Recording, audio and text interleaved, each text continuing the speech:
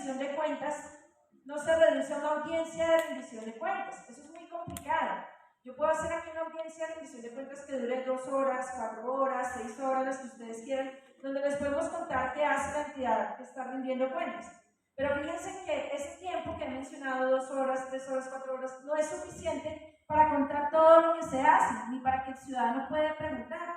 Entonces vamos a ver que la rendición de cuentas, ya me devuelvo ahorita y miramos esto, que la rendición de cuentas tiene como principio, aquí abajito dice, yo no soy muy buena con esto, pero aquí abajito dice continuidad y permanencia. Entonces, ¿cómo es esa rendición de cuentas? Permanente, no es el día de la audiencia, es permanente. Y yo como ciudadano, ¿cómo puedo pedir que me rinda cuentas? Todo el tiempo a través de los mecanismos que están establecidos. ¿Y cuáles son esos mecanismos? Yo no puedo ir a la entidad, atropellar al funcionario y decirle usted me atiende porque yo soy el que mando, entonces me atiende ya mismo y me tiene que decir ya qué está haciendo. No, porque, digamos, vivimos en una sociedad que tenemos que convivir, tenemos unas reglas para poder convivir, porque si no, no lo lograríamos, ¿sí? Entonces, esas reglas nos dicen, haga un derecho de petición, cree una veeduría ciudadana, lleve a cabo un ejercicio de control social. Incluso si usted tiene muchas más quejas que ya pasan de la queja, denuncie, porque también, 8 minutos, listo, gracias. Porque también usted tiene derecho a denunciar si usted considera que allí de verdad hay algo extraño. ¿Qué nos pasa a los ciudadanos en esto de la participación? Que participamos en el lugar que no es el adecuado. Que hago las denuncias ante quien no tengo que hacerlas. Yo en este momento les puedo denunciar un acto de corrupción que se está dando en el INUC. ¿Y quién de ustedes me va a atender la queja? Pues no, porque ninguno de ustedes corresponde. Entonces hablamos donde no es, hablamos cuando no es. Por eso me parecieron muy relevantes las intervenciones que escuché donde hablamos de los deberes. Yo como ciudadana no solo tengo el derecho a participar, yo tengo el derecho a aprender cómo participar, tengo el deber de aprender cómo participar. Y dentro de ese deber de cómo participar, tengo que moverme. Porque lo otro que también nos dice la Constitución es que somos un Estado de Derecho. Y gracias a que tenemos un Estado de Derecho, somos libres de un monarca absoluto que venga y tome, un rey, por decirlo de otra forma, que venga y tome las decisiones y nos diga a qué estamos obligados. Afortunadamente no vivimos bajo ese régimen, pero vivimos bajo el régimen de la ley. ¿Qué quiere decir que vivimos bajo el régimen de la ley? Que debo comportarme de acuerdo a lo que dice la ley. Y la ley me permite hacer veeduría, me permite hacer control social, me permite exigir cuentas, como dentro del marco de la ley. No puedo hacerlo de otra forma.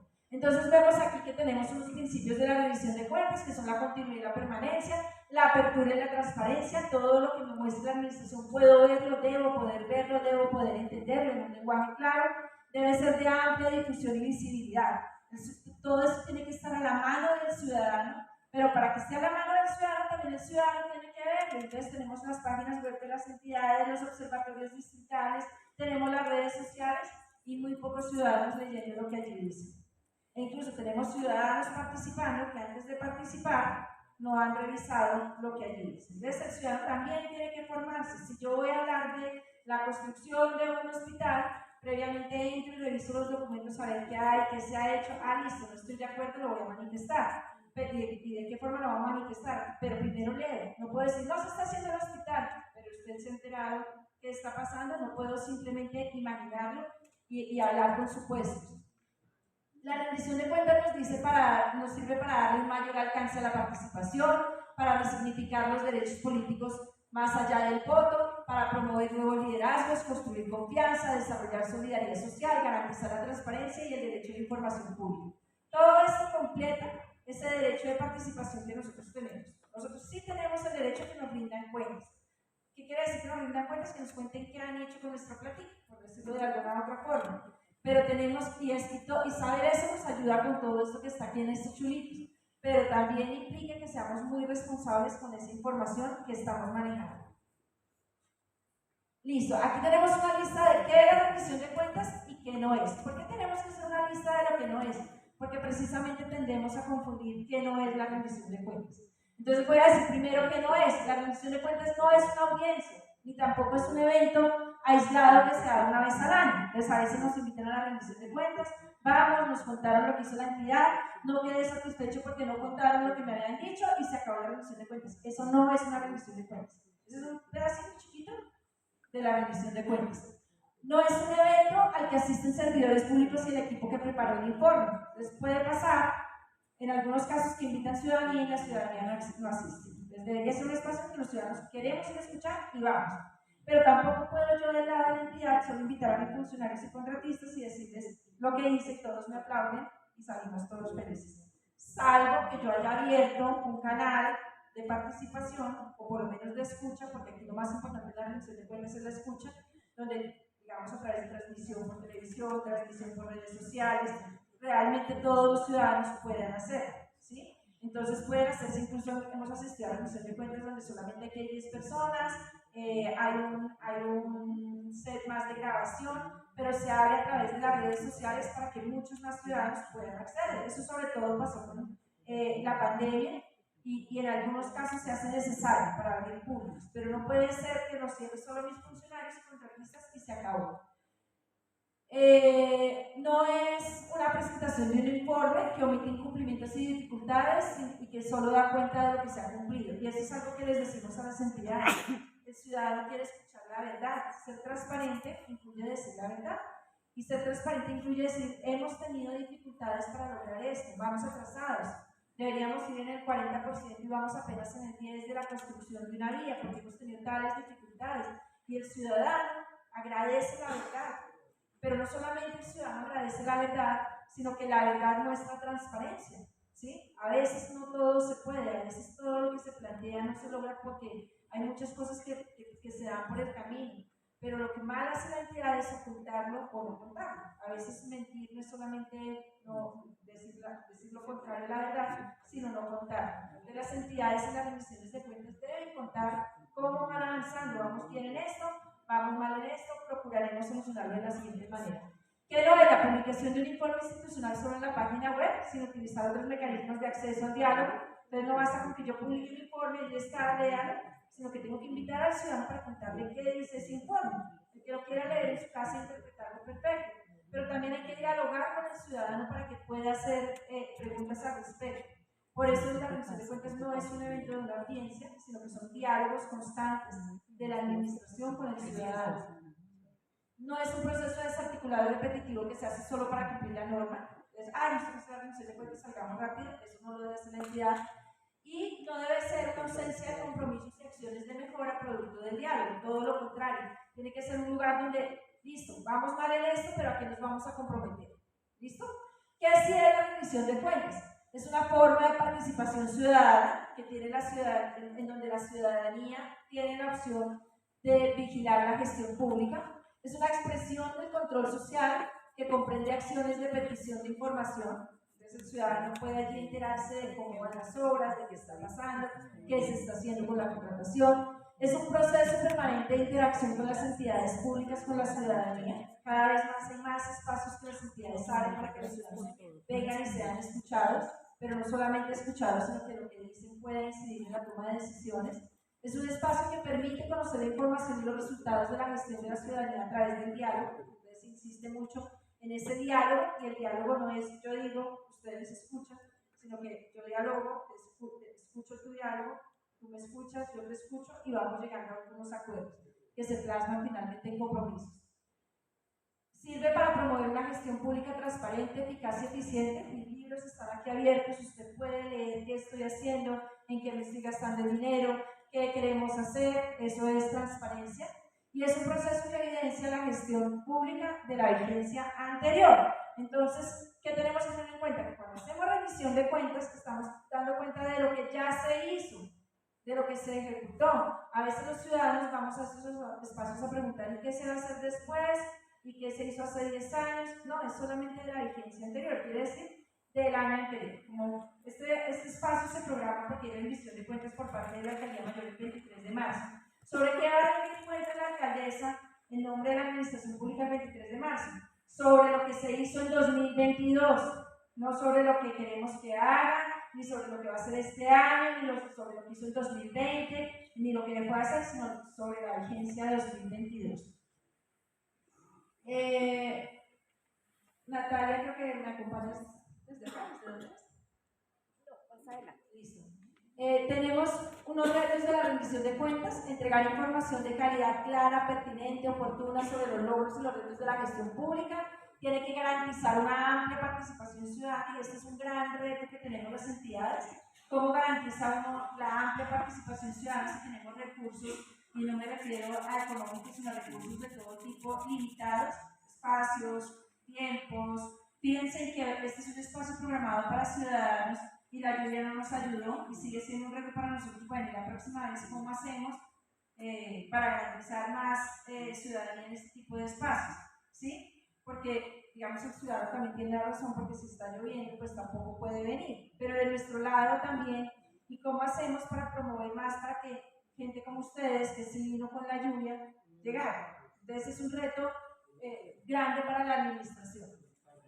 ¿Cuál es el impacto? Esto sirve para garantizar derechos a los ciudadanos, para fomentar la transparencia, el gobierno abierto y la participación ciudadana, aumentar la eficiencia y eficacia de la gestión pública, fortalecer la relación Estado-ciudadanos, incidir en la calidad de vida de la población. ¿Qué son estos diálogos? Los diálogos deben ser incidentes, es decir, que lo que se hable entre administración y ciudadanía tiene que llegar a algún resultado. No basta con que conversemos y, bueno, sí, muchas gracias, me caes muy bien, hasta luego, que estés muy bien, sino que sea realmente incidente, que algo de allí no siempre va a quedar. Todos los ciudadanos tenemos que comprender eso, no siempre todo lo que yo quiero se va a hacer. Pero además, con una cosa importante que tú decías, y es, debo alejarme también de mi motivación personal. ¿Sí? Entonces, cuando voy a dialogar con la administración, debo hacerlo en nombre de lo público. Puede que a mí me haya nombrado representante de la localidad de Rafael Uribe, pero cuando voy a hablar allí, quiero hablar algo de la localidad, quiero hablar de lo que le interesa a la localidad de Rafael Uribe, no de lo que yo necesito. Porque entonces ese diálogo muy posiblemente no va a lograr incidencia, porque además es mi interés. Yo voy a salir decepcionado porque me hicieron lo que yo quería y resulta que no necesariamente estás pensando en todos. Si participamos en todo esto, no es para lograr lo mío, sino para lograr lo que los otros también necesitan. Debe ser constructivo, que genere más conexión y comprensión, y debe existir disposición para extender el pensamiento de los otros, intercambiar puntos de vista y opiniones para descubrir o crear algo nuevo. El objetivo va más allá del intercambio de información. Se trata de escuchar, pero ¿escuchar para qué? Para transformar. No simplemente escuchamos y tomamos decisiones, sino que escuchamos para transformar y aprender del otro. Y todo esto suena súper lindo, y yo veo que todos me están haciendo cara de sí, claro, ¿cómo no? Porque es verdad, porque no es tan fácil, pero vamos aprendiendo, todos vamos aprendiendo. El ciudadano va aprendiendo a empoderarse, a tomar su lugar, a exigir. Tiene que aprender también a cómo exijo, pero el funcionario y la entidad como tal, porque muchas veces no es el funcionario, es la institucionalidad dentro de la que se mueve, también tiene que ir aprendiendo. Y la idea es transformación. La situación ideal del diálogo es que sea empático, veraz y racional, debe ser de lado y lado. Si el ciudadano llega atacando al funcionario, el funcionario ya perdió la empatía y ya allí no es el espacio ideal del diálogo. Pero si el ciudadano también llega y pregunta, quiero saber, aunque yo crea que el funcionario que me está teniendo es corrupto, yo no tengo la certeza que lo sea. Y tiene el derecho también a defender si a lo mejor me logra comprobar que no lo es. Entonces, ese diálogo tiene que ser mutuo, el respeto mutuo, la empatía mutua. Tiene que hablarme con la verdad de lado y lado. El ciudadano a veces también esconde sus intereses, el funcionario a veces también lo hace. Entonces, tiene que ser algo transparente de lado y lado. El uso de la palabra como fundamento de una cultura democrática conveniente y en paz, y esto sí que es difícil, todos queremos hablar. Tuvimos un curso en la Universidad Nacional el año pasado para 100 personas, y los 100 son líderes. ¿De qué? De temas de participación. Y yo decía, qué complicado, y esto pasa en estos espacios como en el que estamos hoy, porque si tú tienes un salón con 20 niños y preguntas a alguien quiere hablar, es muy difícil que alguno hable. El que habla siempre es el mismo. Es el niño que levanta la mano y siempre quiere participar. Resulta que en ese curso, pues son los 100 niños de los 100 cursos que siempre quieren participar. ¿Y cómo le da uno la palabra a los 100 si los 100 tienen que decir cosas importantes? Pero si los 100 hablan y cada uno habla un minuto y se le responde un minuto, pues se nos fue el tiempo a todos, y muchas veces ni siquiera el que estaba allí sentado quería escuchar al anterior. ¿Sí me van a entender? Entonces, en esto del uso de la palabra, todos tenemos que aprender que no siempre puedo hablar, que no siempre debo hablar, porque a veces cuando yo hablo tanto, callo a otros que tienen menos posibilidades de hacerlo. Pero eso qué complicado es. Y lo digo yo que también hablo mucho. La situación ideal del diálogo, discursos o debates basados en la premisa entender antes que juzgar, conversar antes que condenar y acordar en vez de imponer, que es lo que estábamos diciendo antes. Ojalá uno pudiera aprenderse esto en el diálogo, además, frecuente que tenemos con otra persona, no necesariamente con lo público. ¿Qué debe hacer la administración para hacer una rendición de cuentas? En este momento, aprovechar todos los canales. La rendición de cuentas debe hacerse por todos los medios. Hay unos que tienen Twitter y se van a enterar por Twitter, pero hay otros que no. Entonces hay que hacerlo por Facebook, hay que hacerlo por Instagram, hay que hacerlo por TikTok, no sé. Pero hay otros que no tienen nada de eso, entonces hay que hacerlo con papel, porque hay gente que todavía revisa el papel, debe buscar el medio ambiente, pero hay gente que todavía necesita ver el papel. Listo. Pero hay otros que ven la página web, perfecto. Pero hay otros que necesitan verlo por televisión, perfecto. Entonces tenemos que buscar, hay gente, hemos encontrado por ejemplo que la comunicación por WhatsApp es maravillosa porque allí es más directo, hay otros que necesitan la llamada. Entonces, ¿qué debe hacer la administración? Procurar encontrar todas las posibilidades posibles. Suena redundante. Todas las posibilidades que haya. Porque a veces decimos, no, pero si lo publicamos en todas partes, ustedes, ¿por qué no lo leen? Porque no tengo internet, pues no puedo leerlo. ¿Sí? Entonces ya ahí se cortó la comunicación. Pero tampoco le puedo decir al joven, no, eso está en un informe impreso, y entonces va a decir, ay no, qué pereza. Mi hijo dice, cuando dura algo más de 30 segundos, dice mucho texto, se acabó. Porque lo que dura más de 30 segundos ya es información que para ellos no es interesante. Estoy hablando de alguien de 17 años. Y esta nueva generación no le interesa esta charla que yo estoy dando. Y va a decir que aburrido ir a escucharte decir todo eso cuando me lo puedes decir en TikTok bailando en 30 segundos. ¿Tú me dices, Natalia, lo que quieres? Creo que ya sigue. La veeduría ha expedido una circular, que es la circular 001-2023 de la administración de la veeduría para la administración distrital, donde les damos a las entidades unos lineamientos. Lo hacemos porque la norma nos dice que la veeduría distrital tiene que decir cuál es la metodología de la forma en que la administración va a rendir las cuentas de la vigencia anterior. Entonces, digamos, esto ya es muy técnico, quienes quieran conocer la circular pueden hacerlo, pero pues es, digamos, donde nosotros les damos unas recomendaciones a la alcaldesa para que cuando rinda cuentas lo haga de la manera que creemos más adecuada para que los ciudadanos puedan estar más satisfechos frente a la información que se da en la rendición de cuentas. Natalia, si quieres seguir. Gracias, doctora Magda.